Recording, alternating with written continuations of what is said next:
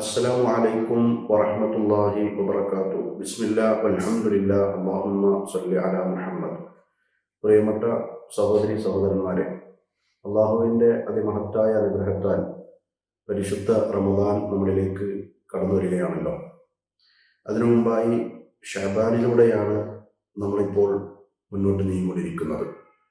ഷഅബാൻ മാസത്തിൽ റസൂലുള്ളാഹി സ്വല്ലല്ലാഹു അലൈഹി വസല്ലം മറ്റു മാസങ്ങളേക്കാൾ കൂടുതൽ സുന്നത്ത് നോമ്പ് ധാരാളമായി അനുഷ്ഠിച്ചിരുന്നു.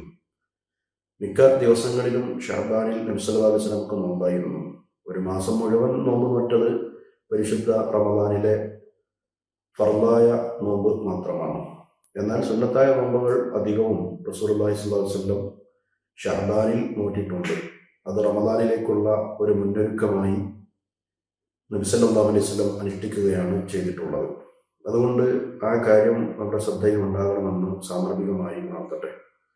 പരിശുദ്ധ റമദാനിലേക്ക് പ്രവേശിക്കുന്ന ഞാനും നിങ്ങളും വളരെ കൃത്യമായി മനസ്സിലാക്കേണ്ടുന്ന ഒന്ന് രണ്ട് ഹദീസുകളാണ് ഇന്നത്തെ ക്ലാസ്സിൽ ഓർമ്മപ്പെടുത്തുന്നത്. മനുഷ്യരായ നമ്മൾ ജീവിതത്തിൽ ഒരുപാട് പാപങ്ങൾ സ്വാഭാവികമായും സംഭവിച്ചിട്ടുണ്ടാകും. ആദം സന്തതികൾ പാപങ്ങൾ ചെയ്യുന്നവരാണ്. ആ പാപം ചെയ്തവരിൽ ഖേദിക്കുകയും അള്ളാഹുവോട് പൊറുക്കലിനെ ചോദിക്കുകയും ചെയ്ത് തൗബ ചെയ്ത് മടങ്ങുന്നവരെ അള്ളാഹു സുബ്ഹാനഹു വ തആല ഏറെ ഇഷ്ടപ്പെടുന്നു എന്നത് ഹദീസിൽ വന്ന കാര്യമാണ്. അതുകൊണ്ട് വളരെ ആത്മാർത്ഥമായി തൗബ ചെയ്ത് ഇസ്തിഗ്ഫാർ ചോദിച്ച് റബ്ബിലേക്ക് വളരെ നല്ല രീതിയിൽ വിശുദ്ധ റമദാനിലേക്ക് പ്രവേശിക്കാൻ നമുക്ക് സാധിക്കേണ്ടതുണ്ട്. പരിശുദ്ധ റമദാൻ എന്ന് പറയുന്നത് പാപമോചനത്തിൻ്റെ വലിയ ഒരു സുവർണാവസരമാണ്. 3 ഹദീസുകൾ ശ്രദ്ധേയമാണ്. നബി സല്ലല്ലാഹു അലൈഹി വസല്ലം പറഞ്ഞു, മൻ സ്വാമ റമദാന ഈമാനൻ വഹ്തിസാബൻ ഗുഫിറ ലഹു മാ തഖദ്ദമ മിൻ ദംബി.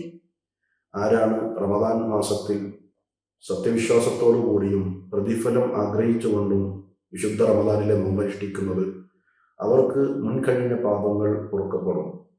മൻ ഖാമ റമദാന ഈമാനൻ വഹ്തിസാബ ഗുഫിറ ലഹു മാ തഖദ്ദമ മിൻ ദംബി.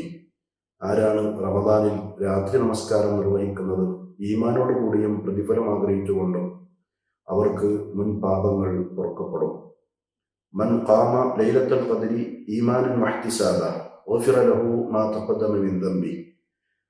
ലൈലത്തുൽ ഖദ്റിന് ആരാണ് ആ രാത്രിയിൽ ഈമാനോടുകൂടി പ്രതിഫലം ആഗ്രഹിച്ചുകൊണ്ട് എഴുന്നേറ്റ് നിസ്കരിച്ചത്, അവർക്ക് മുൻകഴിഞ്ഞ പാപങ്ങൾ പൊറുക്കപ്പെടാൻ അത് കാരണമാകും.